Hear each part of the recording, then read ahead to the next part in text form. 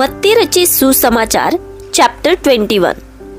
जब वे यरूशलेम के निकट पहुंचे और जैतून पहाड़ पर बैतफगे के पास आए तो यीशु ने दो चेलों को यह कहकर भेजा, सामने के गांव में जाओ।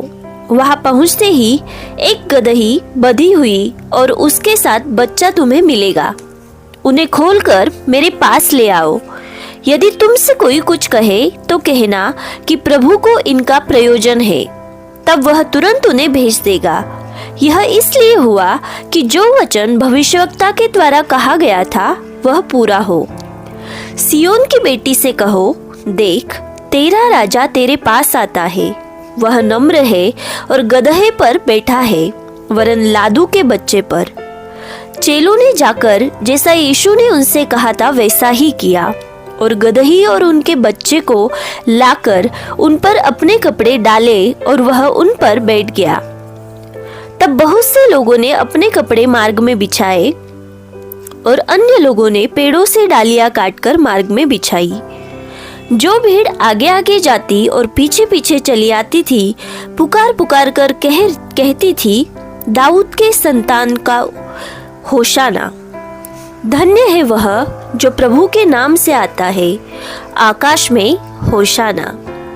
जब उसने यरूशलेम में प्रवेश किया तो सारे नगर में हलचल मच गई और लोग कहने लगे, यह कौन है? लोगों ने कहा, यह गलील के नासरत का भविष्यवक्ता यीशु है। यीशु ने परमेश्वर के मंदिर में जाकर उन सबको जो मंदिर में लेन देन कर रहे थे निकाल दिया और सराफों के पीढ़े और कबूतर बेचने वालों की चौकियां उलट दी और उनसे कहा, लिखा है, मेरा घर प्रार्थना का घर कहलाएगा, परंतु तुम उसे डाकुओं की खो बनाते हो। तब अंधे और लंगड़े मंदिर में उसके पास आए और उसने उन्हें चंगा किया। परंतु जब प्रधान याजकों और शास्त्रियों ने इन अद्भुत कामों को जो उसने किए और लड़कों को मंदिर में दाऊद के संतान को होशाना पुकारते हुए देखा तो वे क्रोधित हुए और उससे कहने लगे, क्या तू सुनता है कि ये क्या कहते हैं? यीशु ने उनसे कहा, हाँ, क्या तुमने यह कभी नहीं पढ़ा, बालकों और दूध पीते बच्चों के मुंह से तूने अपार स्तुति कराई। तब वह उन्हें छोड़कर नगर के बाहर बैतनिय्याह को गया और वहां रात बिताई। भोर को जब वह नगर को लौट रहा था तो उसे भूख लगी। सड़क के किनारे अंजीर का एक पेड़ देखकर वह उसके पास गया और पत्तों को छोड़ उसमें और कुछ न पाकर उससे कहा, अब से तुझ में फिर कभी फल न लगे। और अंजीर का पेड़ तुरंत सूख गया। यह देखकर चेलों को अचंभा हुआ और उन्होंने कहा, यह अंजीर का पेड़ तुरंत कैसे सूख गया?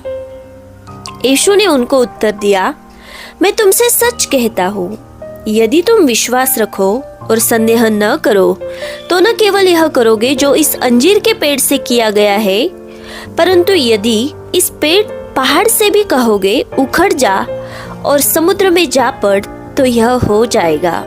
और जो कुछ तुम प्रार्थना में विश्वास से मांगोगे वह सब तुमको मिलेगा। वह मंदिर में जाकर उपदेश कर रहा था तो प्रधान याजकों लोगों के पुरनियों ने आकर पूछा, तू ये काम किस अधिकार से करता है? मैं तुम्हें बताऊंगा कि ये काम किस अधिकार से करता हूँ। यूहन्ना का बपतिस्मा कहाँ से था, स्वर्ग की ओर से या मनुष्यों की ओर से? तब वे आपस में विवाद करने लगे। यदि हम कहे स्वर्ग की ओर से तो वह हमसे कहेगा, फिर तुमने उसका विश्वास क्यों न किया? और यदि कहे मनुष्यों की ओर से तो हमें भीड़ का डर है, क्योंकि ये सब यूहन्ना को भविष्यवक्ता मानते हैं। अतः उन्होंने यीशु को उत्तर दिया, हम नहीं जानते। उसने भी उनसे कहा, तो मैं भी तुम्हें नहीं बताता कि ये काम किस अधिकार से करता हूँ। तुम क्या सोचते हो? किसी मनुष्य के दो पुत्र थे।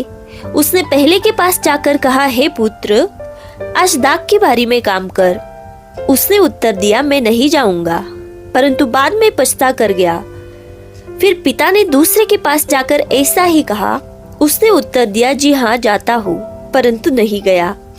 इन दोनों में से किसने पिता की इच्छा पूरी की? उन्होंने कहा, पहले नहीं।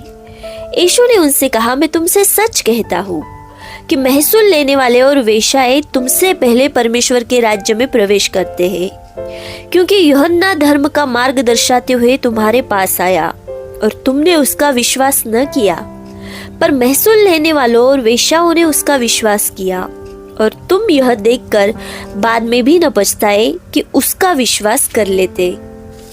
एक और दृष्टांत सुनो।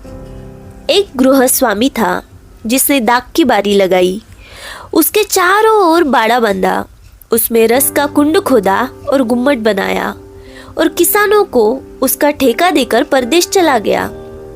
जब फल का समय निकट आया तो उसने अपने दासों को उसका फल लेने के लिए किसानों के पास भेजा, पर किसानों ने उसके दासों को पकड़ के किसी को पीटा और किसी को मार डाला और किसी पर पथराव किया।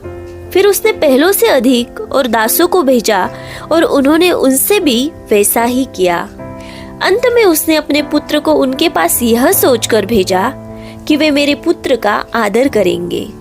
परंतु किसानों ने पुत्र को देखकर आपस में कहा, यह तो वारिस है, आओ इसे मार डाले और इसकी मिरास ले ले। अतः उन्होंने उसे पकड़ा और दाख की बारी से बाहर निकालकर मार डाला। इसलिए जब दाख की बारी का स्वामी आएगा तो उन किसानों के साथ क्या करेगा?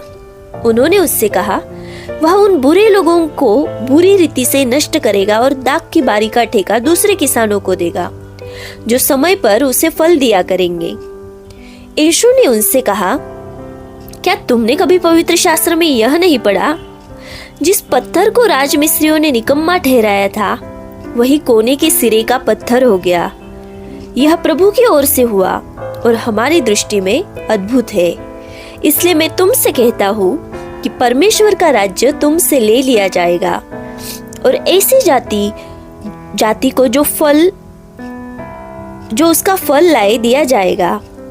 जो इस पत्थर पर गिरेगा वह चकनाचूर हो जाएगा, और जिस पर वह गिरेगा उसको पीस डालेगा। प्रधान याजक और फरीसी उसके दृष्टांतों को सुनकर समझ गए कि वह उनके विषय में कहता है, और उन्होंने उसे पकड़ना चाहा, परंतु लोगों से डर गए क्योंकि वे उसे भविष्यवक्ता मानते थे।